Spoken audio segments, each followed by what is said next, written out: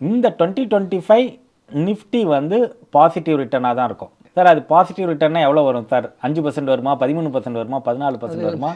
அது நம்ம செகண்ட் ஹாஃபில் தான் தெரியும். அதாவது ஜனவரி 1ஆம் தேதி 23,000 ப்ளஸில் 23 ப்ளஸில் இருந்ததுன்னா டிசம்பர் 31 2025 உங்களுக்கு நெகட்டிவ் ரிட்டர்ன் இருக்கிறதுக்கு வாய்ப்புகள் இல்லை.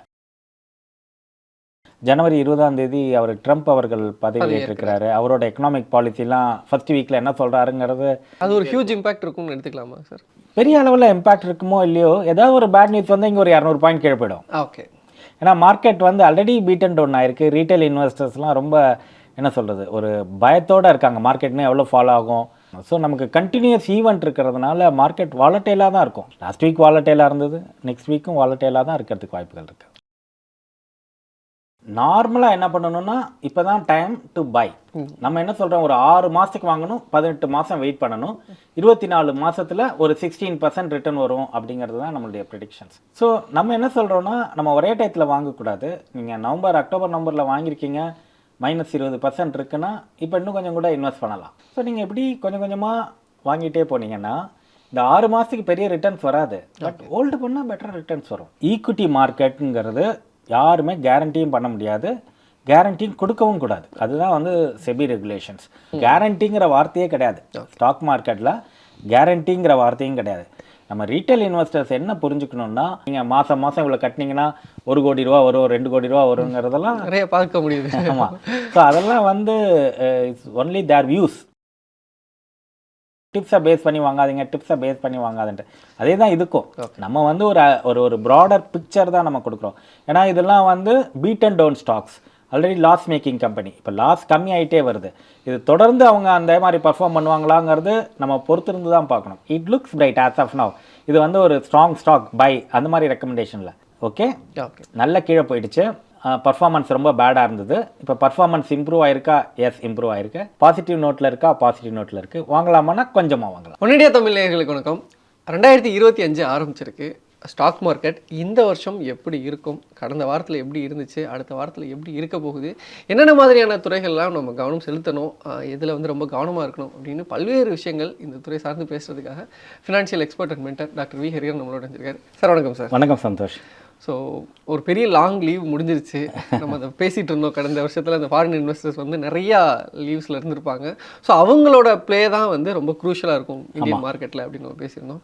இப்போது இந்த ஃபஸ்ட் வீக் எல்லாம் எப்படி இருந்திருக்குன்னு நினைக்கிறீங்க சார்? ஜனவரியில் அவங்க விற்றுருக்காங்க கிட்டத்தட்ட 46,000 கோடி விற்றுருக்காங்க. திருப்பி இந்த ஜனவரியில் லெஃப்ட் ரைட் சென்டர் அவங்க விற்றுருக்காங்க.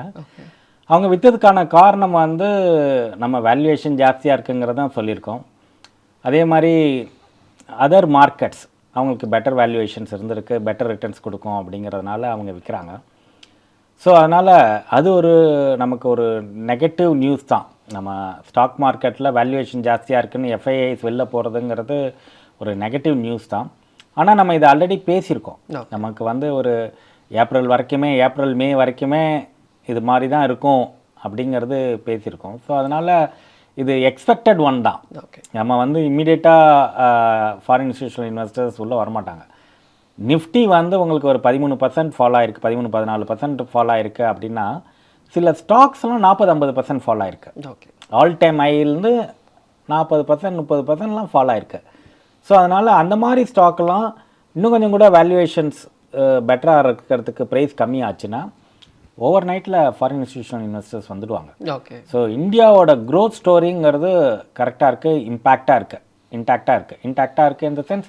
அதில் நமக்கு ஒன்றும் பெரிய செட்பேக் இல்லை. ஸோ இந்தியா வந்து எக்கானமிக் க்ரோத் வந்து நல்லா தான் இருக்கும் அப்படிங்கிறது தான் ஒரு ப்ரொஜெக்ஷன். ஸோ அதனால் ஃபாரின் இன்ஸ்டியூஷனல் இன்வெஸ்டர்ஸ் இந்த மாதம் விற்றுருக்காங்க. அது நெகட்டிவ் நியூஸ் ஆனால் yes, negative news. Long term இன்வெஸ்டர்ஸ்க்கு பெரிய அளவில் கவலைப்பட வேண்டாம். Okay sir. ஸோ இந்த மந்த்தாக பார்க்கும்போது இந்த மாதிரியான விஷயங்களுக்கு கடந்த வாரம் மார்க்கெட் எப்படி இருந்துச்சுன்னு நினைக்கிறேன்? ரொம்ப வாலட்டைலாக தான் இருந்தது மார்க்கெட். வந்து ஒரு இன்வெஸ்டருக்கு என்ன சொல்கிறது, ஒரு பெரிய அளவில் ஆப்பர்ச்சுனிட்டி இல்லை, வாலட்டைலாக தான் இருந்தது. ஒரு 200 பாயிண்ட் மேலே போச்சுன்னா 200 பாயிண்ட் கீழே வந்துச்சு. ஆனால் நம்ம டெக்னிக்கலாக பார்க்க வேண்டியது என்னென்னா 23,000 பிரேக் பண்ணலை.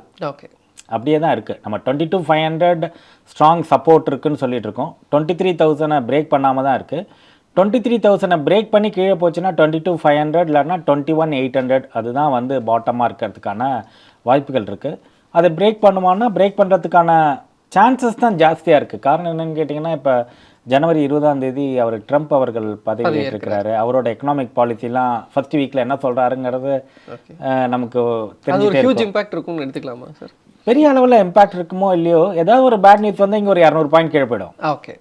ஏன்னா மார்க்கெட் வந்து ஆல்ரெடி பீட் அண்ட் டவுன் ஆயிருக்கு. ரீட்டைல் இன்வெஸ்டர்ஸ்லாம் ரொம்ப என்ன சொல்கிறது, ஒரு பயத்தோடு இருக்காங்க. மார்க்கெட்னு எவ்வளோ ஃபாலோ ஆகும் அப்படிங்கிற மாதிரி இருக்குது. ஏதாவது ஒரு 150-200 பாயிண்ட் ஃபாலோ ஆனால் கூட மார்க்கெட்டில் வந்து ஒரு கிரியேட் அ பேனிக். அதுக்கப்புறம் பிப்ரவரி 1ஆம் தேதி பட்ஜெட் இருக்கு.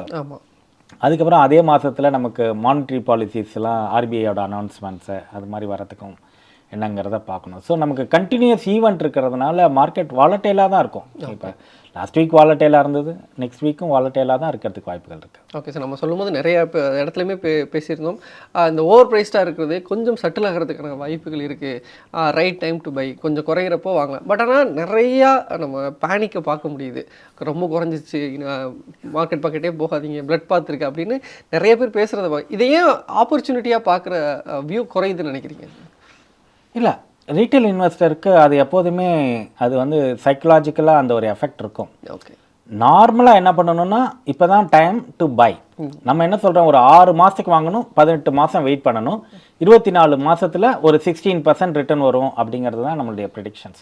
பட் ஆனால் என்ன ஆகும்னா, இப்போ நீங்கள் உதாரணத்துக்கு லாஸ்ட் இயர் அக்டோபர் நவம்பர்லலாம் வாங்கினவங்களுக்கு எல்லாருக்குமே -10% -20% இருக்கும். சில ஸ்டாக்ஸ்லாம் கீழே போயிருக்கும். அப்போ அவங்களுக்கு என்ன தோணும், நம்ம வாங்கினோம் கீழே போயிடுச்சு, இது இன்னும் ஃபர்தராக கீழே போகிறதுக்குள்ளே வித்துடலாம் அப்படின்னு இருக்கும். இதே இது ஜனவரி 1ஆம் தேதி வாங்கினவருக்கு பெருசாக இருக்காது. மேபி +1% ஆர் -1% அந்த மாதிரி இருக்கும். ஸோ நம்ம என்ன சொல்கிறோன்னா, நம்ம ஒரே டயத்தில் வாங்கக்கூடாது. நீங்கள் அக்டோபர் நவம்பரில் வாங்கியிருக்கீங்க, -20% இருக்குன்னா இப்போ இன்னும் கொஞ்சம் கூட இன்வெஸ்ட் பண்ணலாம். ஒரு ஆவரேஜ் பண்ணுங்கள். பிப்ரவரியில் பட்ஜெட் முடியட்டும், அதுக்கப்புறம் கொஞ்சம் ஆவரேஜ் அவுட் பண்ணுங்கள். அப்புறம் மார்ச்சில் ரிசல்ட் வரட்டும், ஏப்ரலில் ரிசல்ட் வரட்டும், பார்த்துட்டு ஆவரேஜ் அவுட் பண்ணுங்கள். ஸோ நீங்கள் எப்படி கொஞ்சம் கொஞ்சமாக வாங்கிட்டே போனீங்கன்னா இந்த 6 மாதத்துக்கு பெரிய ரிட்டர்ன்ஸ் வராது. பட் ஹோல்டு பண்ணால் பெட்டர் ரிட்டர்ன்ஸ் வரும். இந்த 2025 நிஃப்டி வந்து பாசிட்டிவ் ரிட்டர்னாக தான் இருக்கும். அதாவது ஜனவரி 1ஆம் தேதி 23,000 +ல 23+ இருந்ததுன்னா உங்களுக்கு டிசம்பர் 31, 2025 உங்களுக்கு நெகட்டிவ் ரிட்டர்ன் இருக்கிறதுக்கு வாய்ப்புகள் இல்லை. சார் அது பாசிட்டிவ் ரிட்டர்னா எவ்வளோ வரும் சார்? 5% வருமா, 13% வருமா, 14% வருமா? அது நம்ம செகண்ட் ஹாஃபில் தான் தெரியும். ஓகே. பட் ஆனால் பாசிட்டிவாக தான் க்ளோஸ் ஆகும். That much we can know. ஏன்னா இந்த 23க்கு கீழே போயிட்டு க்ளோஸ் ஆகும் அப்படிங்கிற மாதிரி எதிர்பார்ப்புகள் இல்லை. காரணம் என்னன்னு கேட்டிங்கன்னா, உங்களுக்கு ஜியோ பொலிட்டிக்கல் டென்ஷன்லாம் செட்டில் ஆயிருக்கு. ஆமாம், கொஞ்சம் இப்போ சீஸ்ஃபயர் வர ஆரம்பிச்சிருக்கு, நிறைய அமைதியான விஷயங்கள்லாம் பேசிகிட்டு இருக்காங்க. இஸ்ரேல் ஹமாஸ் வந்து ஓரளவுக்கு ஏதோ ஒரு டீல் க்ளோஸ் ஆயிருக்கு அப்படிங்கிறாங்க. ரஷ்யா உக்ரைன் வாரம் ஓரளவுக்கு செட்டில் ஆயிருக்கு. ஸோ இதெல்லாம் வந்து ஒரு பாசிட்டிவ் நியூஸ் ஃபார் 2025க்கு. ஓகே. அதே மாதிரி நமக்கு வந்து ருப்பி வந்து டிப்ரிஷியேட் ஆகிருக்கு. இப்போ 87, 88 போயிருக்கு. ஸோ அதனால் ஐடி இண்டஸ்ட்ரியெலாம் கொஞ்சம் பெட்டராக பண்ணுறதுக்கு வாய்ப்புகள் ஜாஸ்தி இருக்குது. இன்ஃப்ளேஷன் கம்மியாகிட்டே வருது. இந்த ஹெட்லைன் இன்ஃப்ளேஷன் இப்போ வந்திருக்கிற நியூஸ் பிரகாரம் பெட்டர் தென் லாஸ்ட் மந்த். அதுக்காக ரொம்ப குறைஞ்சிருச்சுன்னு சொல்ல முடியாது. But it is on the declining trend R start declining. கொஞ்சம் கொஞ்சமாக குறையிறதுக்கு வாய்ப்புகள் இருக்குது. ஸோ இந்த இன்ஃப்ளேஷன் குறைஞ்சாலே இன்ட்ரெஸ்ட் ரேட்டும் குறையிறதுக்கு வாய்ப்புகள் இருக்குது. அப்போ வந்து எக்கானமியும் கொஞ்சம் ஸ்டிமுலேட் ஆகும். ஸோ நமக்கு இதெல்லாம் தான் பாசிட்டிவாக பார்க்குறோம். மார்க்கெட் வாலட்டைலாக இருக்குன்னா வாலட்டைலாக தான் இருக்குது. அது எவ்வளோ தூரம் கீழே போகும்னா நம்ம 21,800 வரைக்கும் நம்ம வி ஆர் எக்ஸ்பெக்டிங் இட். அப்படி இல்லை இதே லெவலில் செட்டில் ஆகி மேலே போகலாம். இங்கிருந்து உடனே எனக்கு 5%, 10% இந்த மாதமே ரிட்டர்ன் வருமா அப்படின்னா வராது. ஓகே. ஸோ நம்ம நிறையா சோஷியல் மீடியாலும் சரி, நிறைய எக்ஸ்பர்ட்ஸ் கொடுக்குறது, எக்ஸ்பர்ட்ஸ் இல்லாதவங்க பேசுகிறது, நிறையா பேசுகிறவங்களாம் கேட்டுட்ருக்கோம். எல்லாருமே வந்து ரொம்பவே ஒரு பாசிட்டிவான ஒரு நோட்லேயே மார்க்கெட்டை அணுகுறாங்களோ அப்படின்ற ஒரு டவுட் வந்து வருது. நீங்கள் ஒரு 5 வருஷத்தில் இல்லை ஒரு 10 வருஷத்தில் ஆவரேஜாக ஒரு 13%, 14% கிடைக்கும் அப்படின்னு இப்படி ஃபேமாக ஒரு பாசிட்டிவாக அணுகுறாங்க அப்படின்ற ஒரு கேள்வி இருக்குல்ல? இல்லை, நமக்கு வந்து யாருமே கேரண்டி பண்ண முடியாது. ஓகே. ஈக்விட்டி மார்க்கெட்டுங்கிறது யாருமே கேரண்டியும் பண்ண முடியாது, கேரண்டியும் கொடுக்கவும் கூடாது. அதுதான் வந்து செபி ரெகுலேஷன்ஸ். நம்ம வந்து இது இந்த மாதிரி போகும் இல்லை இப்படி போகும்னா based on certain factors. Okay. Ifs and buts எப்போதுமே இருக்கும். இது இவ்வளோ தூரம் போகலாம் அப்படிங்கிறது தான் நம்ம சொல்ல முடியுமா வழியா. இது டெஃபினட்டாக கேரண்டிங்கிற வார்த்தையே கிடையாது. ஸ்டாக் மார்க்கெட்டில் கேரண்டிங்கிற வார்த்தையும் கிடையாது. அதே மாதிரி பாஸ்ட் பர்ஃபார்மன்ஸை பேஸ் பண்ணி ஃப்யூச்சர் பர்ஃபார்மன்ஸ் இருக்குங்கிறதுக்கும் கேரண்டி கிடையாது. ஓகே. நம்ம ரீட்டைல் இன்வெஸ்டர்ஸ் என்ன புரிஞ்சுக்கணுன்னா, நம்ம வந்து யாரும் கேரண்டி 16% நீங்கள் மாதம் இவ்வளோ கட்டினீங்கன்னா 1 கோடி ரூபா வரும், 2 கோடி ரூபா வருங்கிறதெல்லாம் நிறைய பார்க்க முடியுது. ஆமாம். ஸோ அதெல்லாம் வந்து it's only their views. Okay. யாருக்கு வேணாலும் என்ன வேணாலும் வியூஸ் இருக்கலாம், அது அவங்களோட வியூஸ். நம்ம தான் வந்து அது கரெக்டாக தப்பா அப்படிங்கிறத பார்க்கணும். ஆனால் நம்ம இந்தியன் எக்கானமியை பொறுத்த வரைக்கும் கன்சம்ஷன் பேஸ்டு எக்கானமி. ஏன்னா நமக்கு 140 கோடி பாப்புலேஷன்ஸ் இருக்குது. அதில் வந்து 25 to 30% வந்து younger population which in the age group of 20 வயசுலேருந்து 40 வயசுக்குள்ளே இருக்காங்க. அவங்களோட ஆவரேஜ் சேலரியே கொஞ்சம் கொஞ்சம் இன்க்ரீஸ் ஆகிருக்கு. ஒரு முன்னாடி இருந்த அளவுக்கு ஒரு 20-30% இன்க்ரீஸ் ஆகிருக்கு. அவங்களோட கன்சம்ஷன் பேட்டர்ன் கம்ப்ளீட்டாக டிஃப்ரெண்ட்டாக இருக்குது. இந்த ஸ்பெண்டிங் ஜாஸ்தியாக இருக்குது. ஸோ அதனால் எக்கானமிக் க்ரோத் இருக்கிறதுக்கான வாய்ப்புகள் நிறையா இருக்குது. ஸோ நமக்கு வந்து பாப்புலேஷன் ஜாஸ்தி, கன்சம்ஷன் ஜாஸ்தி, ஸ்பெண்டிங் இன்க்ரீஸ் ஆகிருக்கு. ஸோ எக்கானமி க்ரோ ஆகும். ஸோ அதை ரிலேட்டட் கம்பெனிஸ்லாம் பர்ஃபார்ம் பண்ணுறதுக்கு நல்லதாக இருக்கிறதுக்கு வாய்ப்புகள் இருக்குது. ஸோ அப்போ மார்க்கெட்டும் மேலே போகும். இதுதான் வந்து லாஜிக்கல் அண்டர்ஸ்டாண்டிங். ஓகே. இதை தவிர்த்து கவர்மெண்ட் எவ்வளோ சப்போர்ட் பண்ணுறாங்க எக்கானமி க்ரோ ஆகிறதுக்கு, ஆர்பிஐ எவ்வளோ சப்போர்ட் பண்ணுறாங்க, இந்த மாதிரி விஷயங்களை தான் நம்ம பார்க்கணும். ஸோ அதை மாதிரி பார்த்துட்டு அது ரிலேட்டட் ஸ்டாக்ஸை நம்ம இன்வெஸ்ட் பண்ணினோன்னா கொஞ்சம் பெட்டராக இருக்கும். Okay sir. ஸோ இப்போ கோல்டுமே நம்ம தொடர்ச்சியாக பேசிகிட்டு இருக்கோம். இந்த ஆண்டு தொடக்கத்தில் கோல்டு எப்படி பெர்ஃபார்ம் பண்ணியிருக்கு? பெட்டராக இருக்கு. ஓகே. நம்ம வந்து ஆல் டைம் லோனா நியர் டைம் லோ வந்து 6,935 பேசியிருந்தோம். அப்போ வந்து இது கீழே போகிறதுக்கான வாய்ப்புகள் கம்மியாக இருக்குது. இப்போ வேகமாக வாங்கிங்கன்னு சொன்னோம். அப்புறம் 7,000 போச்சு, 7,100 போச்சு. இந்த வாரத்தில் 7,435 க்ளோஸ் ஆகிருக்கு. 22 கேரட் ஆபரண தங்க விலை. நீங்கள் 6,935 to 7,435 பார்த்தீங்கன்னா கிட்டத்தட்ட ஒரு 6-7% return within the span of 1 or 2 months இருக்குது. ஸோ அது வந்து ஒரு நல்ல ரிட்டர்ன். நம்ம கோல்டு வந்து என்றைக்குமே பெட்டர் ரிட்டர்னாக கொடுக்கும் ஃபிக்ஸட் டெபாசிட்டை காட்டிலும் அப்படின்னு சொல்லியிருக்கோம். ஸோ இந்த 1 yearக்கு வந்து 12 to 13% ரிட்டர்ன் வரதுக்கு வாய்ப்புகள் இருக்குது. ஸோ அப்போ கோல்டு வந்து நம்ம இன்வெஸ்ட் பண்ணலாமான்னா இன்வெஸ்ட் பண்ணலாம், இந்த ரேஞ்சிலையும் வாங்கலாமான்னா இந்த ரேஞ்சிலையும் வாங்கலாம். மார்க்கெட்டோட பெட்டராக ரிட்டர்னாக கொடுக்குமா அப்படின்னா கொடுக்காது. ஈக்விட்டி கொடுக்குற அளவுக்கு இது ரிட்டர்ன்ஸ் கொடுக்காது. இந்த வருஷத்தில் வேணால் கொடுக்கலாம். இன்ஃப்ளேஷனே பீட் பண்ணி கொடுத்துரும். இன்ஃப்ளேஷனை பீட் பண்ணும், எஃப்டியை பீட் பண்ணும். எஃப்டி 7% போடுறேன் சார், எனக்கு வந்து அதோட பெட்டராக ரிட்டர்ன் வேணும், கோல்டு இடிஎஃப்ல பண்ணிக்கோங்க, அது 10% 11% கொடுக்கும். அது மாதிரி கோல்டு வச்சுருந்தா என்றைக்குமே ஒரு ஹாப்பினஸ் தான். Okay sir. ஸோ நம்ம நிறைய ஸ்டாக்ஸ் பற்றி பேசிகிட்டு இருக்கோம். அது தொடர்ச்சியாக நம்ம ரொம்பவே நம்ம சொல்கிறது என்னென்னா லாங் டேர்ம் இன்வெஸ்ட்மெண்ட், பெரிய வந்து லார்ஜ் கேப்பில் பண்ணுங்கள் அப்படின்னு.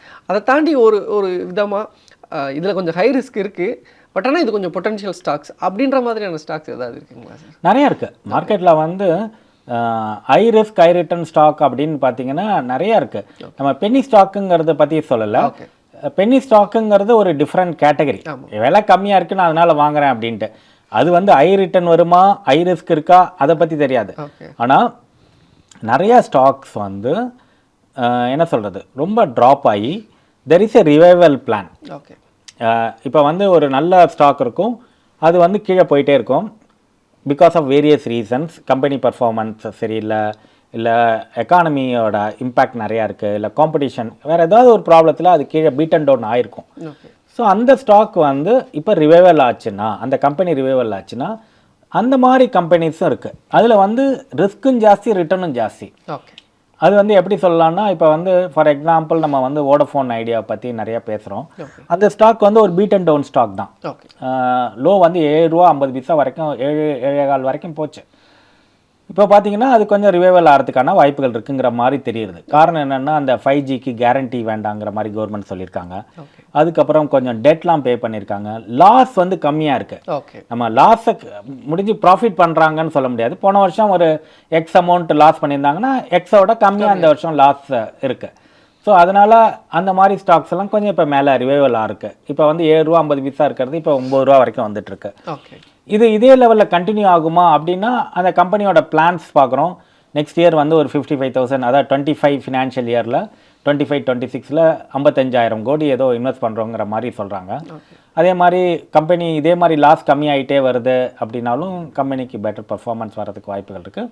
இதை பார்க்கும்போது இந்த ₹9 ஸ்டாக்ஸ் வந்து கொஞ்சம் கொஞ்சமாக மேலே ஏறி போய் ஒரு 15-20% ரிட்டர்ன்ஸ் வந்து இந்த வருஷமே கொடுக்கறதுக்கு வாய்ப்புகள் இருக்குது. நம்ம சொல்கிறது வந்து ஒரு சேஃபர் சைடு சொல்கிறோம். ஓகே. ஸோ இது வந்து இன்னும் எவ்வளோ சார் போகும் அப்படின்னா it depends on the company performance. Okay. இந்த லெவலில் வாங்கலாமா அப்படின்னா வாங்கலாம், எவ்வளோ வாங்கலாம் அப்படின்னா கொஞ்சமாக வாங்கலாம், அவங்களுடைய ரிஸ்க் டேக்கிங் எபிலிட்டி. ஏன்னா நம்ம வந்து high risk high return stocks இதெல்லாம் இது வந்து நல்லா போச்சுன்னா 20-30% ரிட்டர்ன்ஸ் வரதுக்கு கூட வாய்ப்புகள் இருக்குது ஃபார் இயர் ஆர் 18 months டைமில்.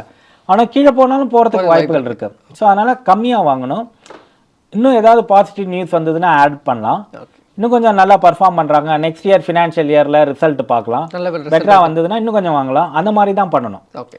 ஸோ அது மாதிரி உள்ள ஒரு ஸ்டாக்கு தான் வோடஃபோன் ஐடியாங்கிறது. அது இண்டிவிஜுவல் ரீட்டைல் இன்வெஸ்டர்ஸ் அவங்கவுங்களோட ரிஸ்க் டேக்கிங் எபிலிட்டியை பொறுத்து இதை வாங்குறது முடிவு பண்ணி வாங்கிக்கலாம். இப்போ நம்ம வந்து நம்ம எப்போதுமே சொல்லுவோம் டிப்ஸை பேஸ் பண்ணி வாங்காதீங்க, டிப்ஸை பேஸ் பண்ணி வாங்காதுன்ட்டு. அதே தான் இதுக்கும் நம்ம வந்து ஒரு ப்ராடர் பிக்சர் தான் நம்ம கொடுக்குறோம். ஏன்னா இதெல்லாம் வந்து beat and down stocks, already loss making company, இப்போ லாஸ் கம்மி ஆகிட்டே வருது. இது தொடர்ந்து அவங்க அந்த மாதிரி பர்ஃபார்ம் பண்ணுவாங்களாங்கிறது நம்ம பொறுத்திருந்து தான் பார்க்கணும். மேலே போகுமானா அதுக்கான சயின்ஸ் தெரியுது.